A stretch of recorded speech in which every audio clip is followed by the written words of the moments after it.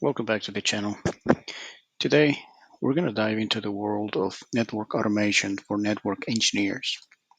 To get started, we're going to need to download two essential tools, and those are Python and Visual Studio Code.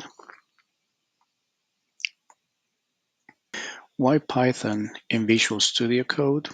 Well, Python's simplicity makes it an excellent choice for writing scripts to automate network tasks such as configuring routers or switches, monitoring network traffic, and managing devices, amongst others. Visual Studio Code, on the other hand, provides a seamless coding experience, and with the use of all its extensions, it makes it easier to test, write, and debug Python scripts. Let's download Python. As you can see on the screen, I have python.org.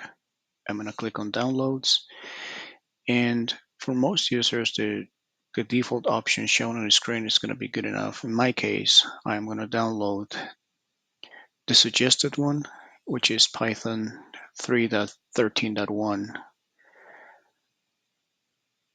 All right, so it's downloaded. Next, we're going to download Visual Studio Code. I'm going to go to downloads, and it's going to prompt me with a message asking which operating system I'm using. In this case, I'm going to be using Windows. So I'm going to click on Windows, and it's also downloading. Now let's install Python on our system. So in your downloads folder, you're going to find the two apps that we just downloaded. So I'm going to install Python first. I double click on the app, and I got this welcome message. On this welcome message though, before you click on anything else, make sure you click on add python.exe to path. This is very important. Now that that one is checked, we can go ahead and install it.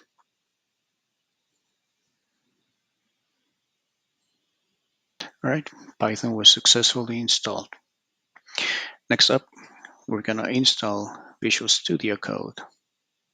And these are open source, both of them, so you don't have to pay a license for it. That's a great thing. So I'm going to accept the agreements. I'm going to set up the location where it's going to be saved, and I'm going to allow to create a desktop icon and also add a path to require shell restart. Click next and install. All right, so we're going to launch Visual Studio Code. There we go. So the next thing we got to do is we're going to go to the extensions menu. We're going to look for Python. And here we go. We need to install the Python debugger and the Python extension that is from Microsoft. In my case, I have already done it, so I don't have the download or the install rather option. But you should see somewhere it says, instead of Microsoft, right above Microsoft, it will say install, and you can install it on your Visual Studio Code. This is going to be very important to be able to start doing all the Python programming we're going to be doing. Okay, I'm going to close this extension bar now, and I'm going to go to File, create a new file, or just File, New File, and it's going to say that it's a Python file. This is part of the extensions we downloaded. It's a Python file, and there we go. So at this point, I am not going to show you how to print Hello World on the screen.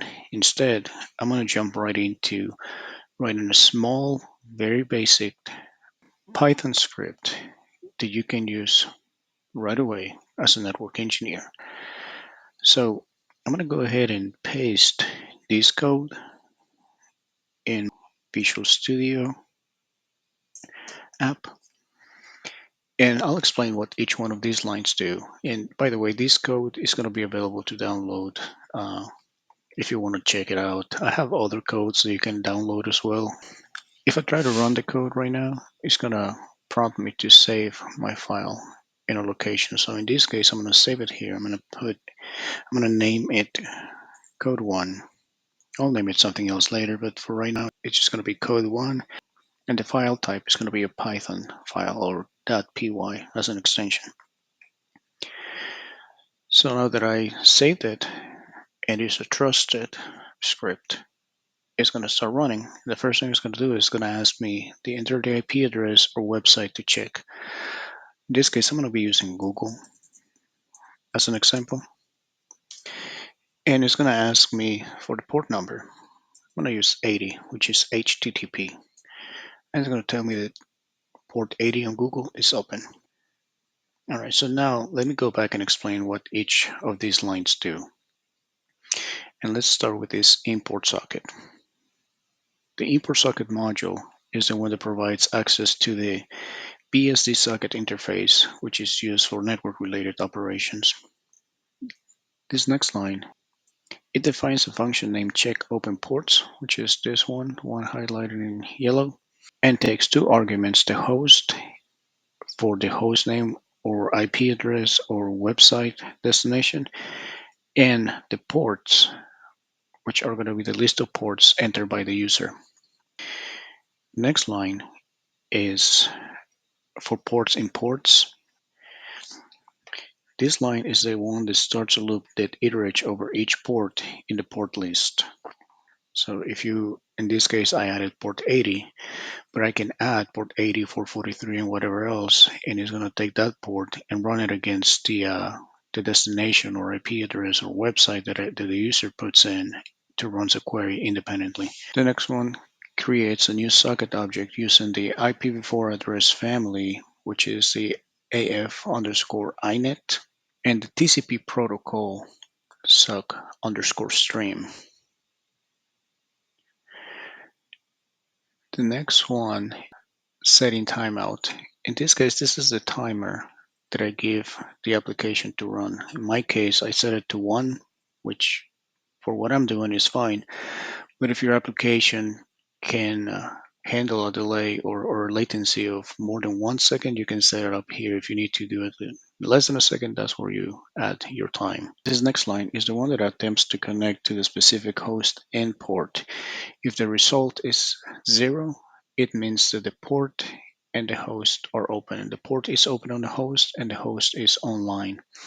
If the result is other than 0, then that means that either the port is closed or the destination is off.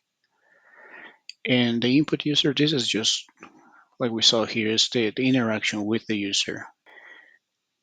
I show you the first iteration of it where it runs using only one port. As you can see, on interaction with the user, I added this split over here at the end of the question that is being asked to the user. What this one does is I'm allowing the user to enter more than one port. But the only constraint is that after each port, the user has to use a comma. So the code knows that it's going a number, a comma, a number, a comma, and any number behind the comma is used as a unique value to run it against the query. I'm going to run it, and I'm going to use Google again as an example. I'm going to use port 80, which I know it's open, but I'm also going to use port 443. In this case, port 443 is for HTTPS, and it's telling me that both of them are open. Another thing to notice is that there is no space between the comma and the 443. Well, at this point, that is not going to prevent the code from running. So I'm going to do google.com, port 80, comma, space 443, and it still works. So what happens if a port is not open, or if it's turned off, or the server, for example, is not listening on that port and the communication is failing? What it will look like on this code. So I'm going to run it using Google again, and I'm going to use port 80, HTTP that I know it works, port 443, HTTPS that I know it works also, and then I'm going to use a port that I know is not going to be open on Google, and it's 3389. Port 3389, if you don't know what it is the port that allows remote desktop connections. Every time you try to remote into a server, into a database, into anything, this is the port you have to use. So it has to be allowed on a firewall to allow that connection. Since I know Google doesn't have RDP enabled on their servers, I know this port is going to fail. So if I hit enter, it's going to look for it, and of course, it's closed as expected. And that is it. That is a quick overview on how you can create Python scripts to help you automate daily network tasks. If you like this video, give it a thumbs up and share it with your friends. Also, don't forget to subscribe for more examples and tips on how to use Python to automate tasks for network engineers. Thank you for watching. I'll see you in the next video.